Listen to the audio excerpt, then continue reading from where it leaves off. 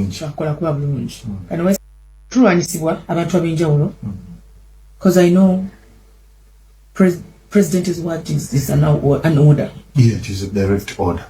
Akola kuba bulungi akola kuba bulungi and wesanga ebintu ebitono bigera tulwanyisibwa abantu ab'enjawulo because I know president is what is an order. Yeah, it is a direct order.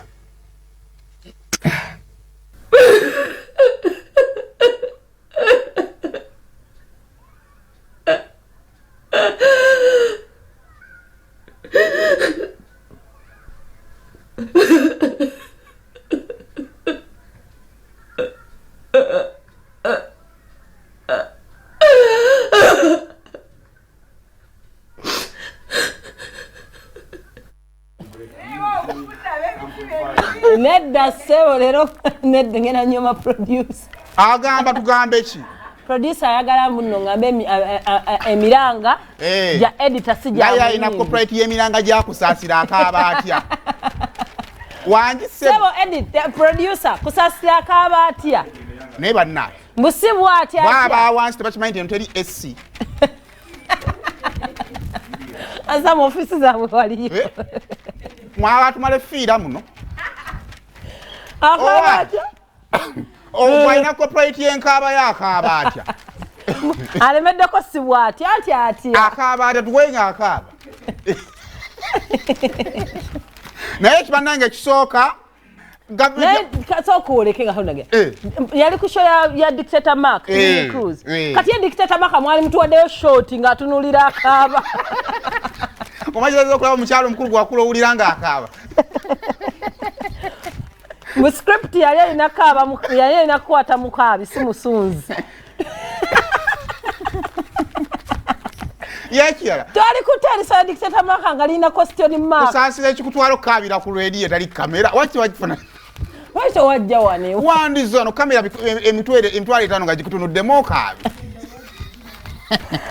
TV erabisa amaziga agaganira okujja. Radio muke editinga. On the serious note. Tubadde tusaba ne ennyumba ya Kusaasira. Byonna bino tubikola lwa kutwagala ennyumba esasulwe. Nga tuvudde mbine byonna akabadi simanya akaaba atakaaba. Ayina baakaabira. Wakati ffe kyaffe tusobola okukolera Kusaasira kwe kukola bino. Tuseke tukaabe bye tusobola okukola. Yoga tsompangisa n'akaaba ku bafu. Nebikwataganya aliko ku minisita w'amabugo. Oyo no student mulamba gwe mbonyabonya. Mama kyekyamukabiza alimu olw'obwana obuto kati. Abaana bato bwanyiga akaaba bukaabi. Naye nedda. Kiyensaba bebawa omulimu oguyamba Kusaasira bambi bakirya linga ennyumba ye. Mumuwe ssente. Kati Kusaasira atandika okukaabira ssente ffe tuneetaaga ssente tunaakola ki? Chovala mugenda bula abantu babateerawo omubiri. Naye nno omaye ekindi mbongo. Kali ka video nga alina ssente. Tezaali za balamu. Ani nze ebintu binneewuunyisa. Temukaza. Nedda obulamu kale bujjese obeera ono nga kale era omuntu asanyuka enkya n'akaaba.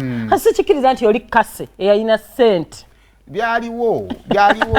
Ate nze ndaba lwakubana na Uganda mwagala okulemera ku kintu ekimu. Kusaasira yasoose okukola ekintu n'amala nayeefuula. Oba n'akola the opposite si yasoose.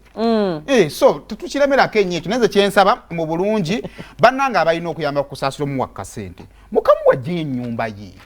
Ono yagamba atya mujja kiwulira. Sookompe anko alina kye yabadde amugamba.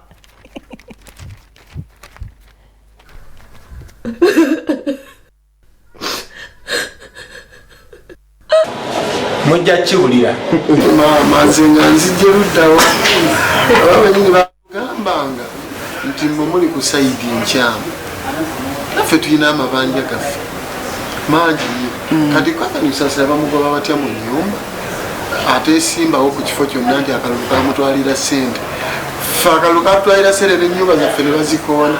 Olabeko nga tulaajana nti nno munnange ani kalidinaali w'egindi taasa. Alimbakaabirira nno wano. Bw'aba takiina ate oluusi kisobola okubeera nga kituufu naye ffe baalabanga abali ku saidi nkyamu kirabika ate ffe twali ku ntuufu. Baabazanyisa emizannyo baabasigula kati saawe ne bakola ki ne babadampinga babakozesa balwanyise ffe ate baganda baabwe kati bamaze okucreatingawo enmity between us nabo ate kati babadampinze ati mbudde buno ate ffe nze namuweerezaako ne ka message bambi webale namuweerezaako ne ka message ne mugamba nti sorry bali mayika sente no agamba sorry my sister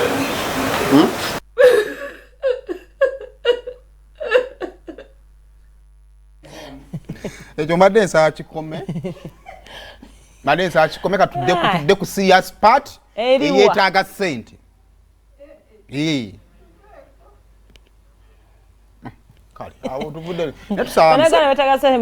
nena abetaaga ssente nga tuli bangi bwe tunatandika okukaaba tusimbera ntandika okukaaba kale tudi ekomambo webale kubanga oli ku telefone afunyeeko mulimu abatafunangako tudi ekomambo ga nkutumiddeko webale kubanga kooli basooke baba batafunangako baddirira abalwawaako bannaye omuntu bannaye yateerayo gavumenti ena omugongo mu kalulu kano akawedde ng'olaba abantu bakukyawo olaba tebandikaabye bandi badde babawa ssente nani kale tugende ku listi ya gravity yakoze gravity abadde alina ekibuuzi kyagezaako zimba emabega kale